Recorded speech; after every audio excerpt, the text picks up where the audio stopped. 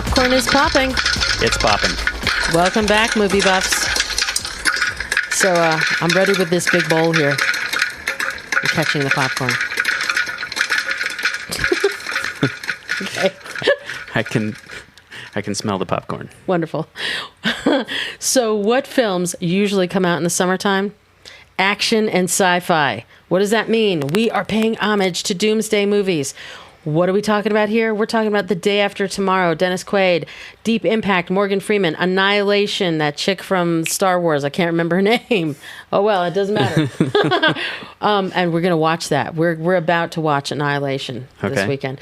Knowing, jumping back again to Nicolas Cage. Yes, we love him. We love Nicolas Cage. Love you, Nick. Melancholia, and that film... That one messed me up. Kirsten Dunst. Yeah. It's an indie film. Yeah. Okay. Yeah. But it is a doomsday. Just to name a few. Now, we're not going to go into each and every one of these movies. I mean, we may, because that's our choice, and we can do that. A little bit. Yeah.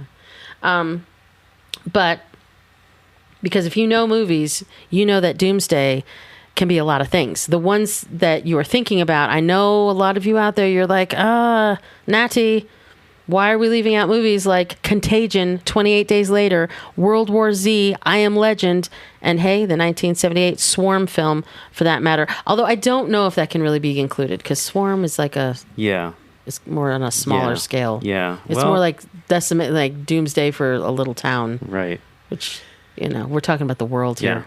And all of humanity. Right. But it brings up a good question.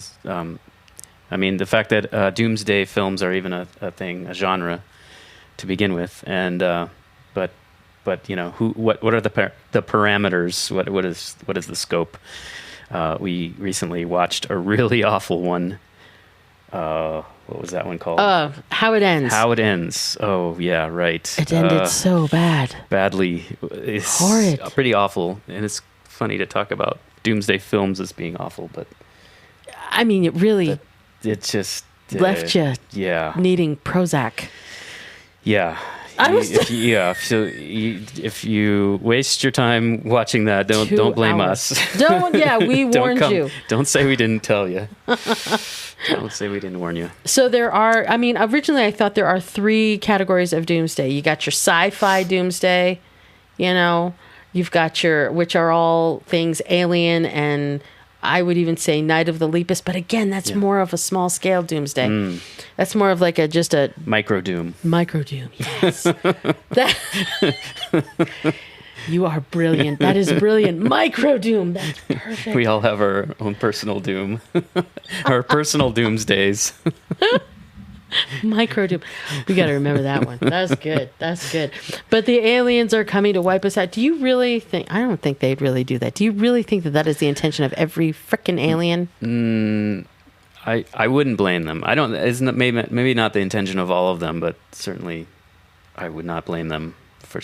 I bet it wouldn't surprise me if some of them are out there to do us in. Okay, some of them, not all of them. I think it's the tall grays that really want us dead. We're gonna we'll have another episode on that. Yeah, I think totally different genre. Yeah. Totally different. And one in of its own. Right. You've got your natural disaster movies like the ones I just mentioned above, which differ only slightly from full-on natural disaster movies that only affect one area, such as Volcano. With Pierce Brosnan, Twister with Helen Hunt, and that other guy. You got to look up that guy's name. What is that guy's name? What was he in? God, what was he in? I can't even remember. Okay, research. Anyway, where's our research? Research. Team? Somebody should have been on. You know this. what it is? Our intern has this week off, so that's why. Sanchez. I don't know. Sanchez, where are you? I forgot his name. So anyway, doomsday and natural films are the ones that could potentially and actually happen because that stuff, has happened in the past and can affect the whole world. So that is, you've got your natural, but it has to be on a much wider scale. Yeah. So I don't know. So I think you nailed Swarm. Micro doom. Micro doom. I like it. I just like it. That is brilliant. But the film's lift is above. Okay, if you have not been exposed to Deep Impact, please be prepared to be messed up a little. And maybe you wouldn't be so much if you were watching it for the first time, on a big screen. And that came out. Let's see, what is it? 98. And I doubt you'll experience quite the impact that you would have if you could see it on the big screen for the first time. That may lessen the impact of Deep Impact, because when I did, I took my 12-year-old niece and we saw it on the big screen, and I literally was affected for days. Yeah. Like, we might as well just pack it in. Yeah. Were you? See, I did not see it on the big screen, and as a result, I was not as deeply impacted as I might have been had I seen it on a big screen.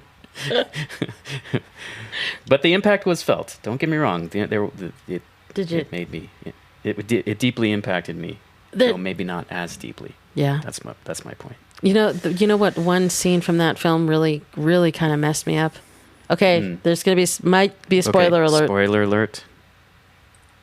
Woo! Spoiler alert. Oh, woot, woot, woot, Thank you.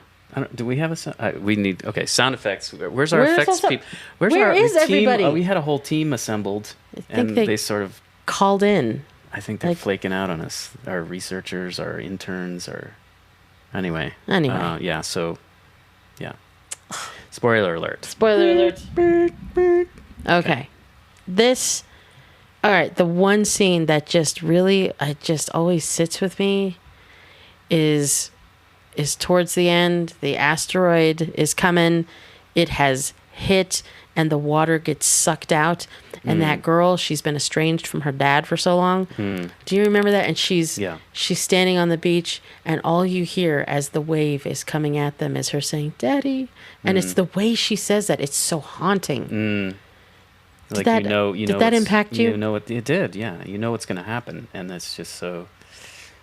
It's haunting. It's haunting. Sure. So, okay, scare factor for Deep Impact, I would say, because of that scene and others similar to it, that just my face is scrunching. I would say a 7. On scare factor for Doomsday is about a 7. Okay. Really. Okay. But even my niece and I, we came out of the theater just feeling kind of, not quite right. Yeah. Yeah. So. Well, there's it's interesting because there's a sort of a subgenre possibly, doomsday comedies. I feel obliged to mention Don't Look Up. This is basically the same kind of premise. I thought it was quite an impressive work of satire. It's got all-star cast: Meryl Streep, Jennifer Lawrence, Leo DiCaprio. It's a really cynical take on the doomsday theme. Got the asteroid about to collide with the Earth, and nobody's taking the scientists seriously, and so on and so on. Wow. So that looks good. Yeah. I haven't seen it. So, but it's comedy. So doomsday comedies. If listeners know of others that are out there, there must be some. I think it's going to be. Wasn't it like a Nick and Nora and the End of the World or something? Possibly. Something like that. I feel like there's more. Yeah, there's more. Yeah. I'm just not thinking of right now, but I haven't. And what is that one with what's that guy from 40-Year-Old Virgin? Oh, Carol. Oh, it's Steve. Is that his name? Carol. I want to know. That's what I remember. Am I going to have to look this up? I'm going to have to look this up. I'm looking it up, people. Okay. I'm looking it up. Steve Carell. Steve Carell. Okay. It is Steve Carell. So I'm not crazy. Steve. Okay. Yeah, you got it. No, there's one that he is in where he's clinging to dear life to this girl who's like, I don't have anybody. I'm trying to get to this person. And that, they're running from whatever is okay. We're going to have to check out the comedy Doomsday. Maybe we'll macabre. Yeah. Doomsday. I don't know. Comedy macabre. Yes. Macabre. I'm stretching. You're stretching it. I'm stretching. But do it. That's okay. 1, 2, stretch it. Yeah. Okay. But that's okay. I digress. And if you like Deep Impact and you can't get enough of Dread, speaking of all things depressing. Melancholia. Again, Kirsten Dunst. Now, this is an indie film, as I had mentioned, and it is slower going. It is not one of these doomsday films that catches your attention and moves real fast.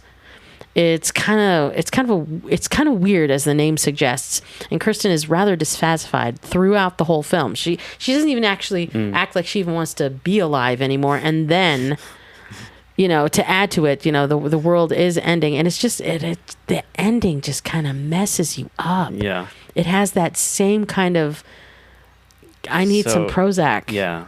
But it's not. But you wouldn't put that on par with how it ends. How it ends. No. No.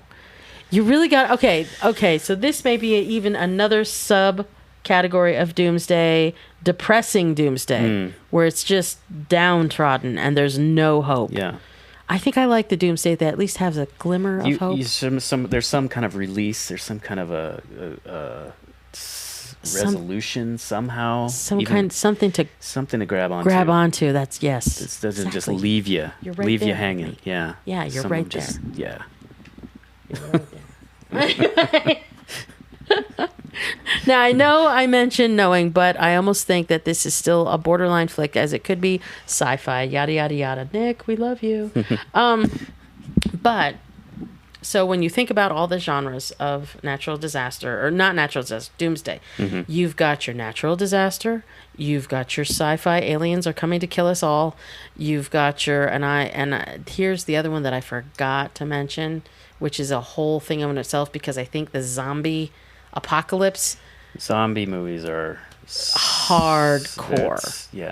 That's the only reason I am not talking about them is because while they are doomsday, they are literally a category in and of themselves. And now, since the pandemic, you've even got, God, they just keep coming up with these categories. You've got pandemic movies. Yeah. And 28 Days Later, that was really, I think it originally could have been in the zombie category, but it's no longer. It can now be categorized in the there's a deadly virus and we're all gonna die. Dustin Hoffman was the first one. What was that? Not virus. What was that one that he was? Why can't I do this? No, not Contagion. Contagion is wicked, and it's a little too true to life, and just about verbatim what actually happened. Yeah, but can you really even have an apocalypse without zombies? I mean, it's become like one and the same almost. It's like if there is an apocalypse, we can talk about an apocalypse. Can you talk about an apocalypse without zombies? I don't know if you can. I don't think you can. I really don't think you can. That's a good point. You cannot. You can't do it. You can't really separate the two. They are a thing. And then there was that whole thing where the people were actually eating each other in Florida. You can YouTube that. People were eating each other in Florida. Real life zombies. Real life zombies. They were really thinking of it. Yeah. It's kind of gross. And so, that's doomsday in a whole other category that is a thing of itself. Outbreak was the one. Okay. That's the viral. Yeah. Right, we should call those the viral doomsday. Yeah. Viral doomsday.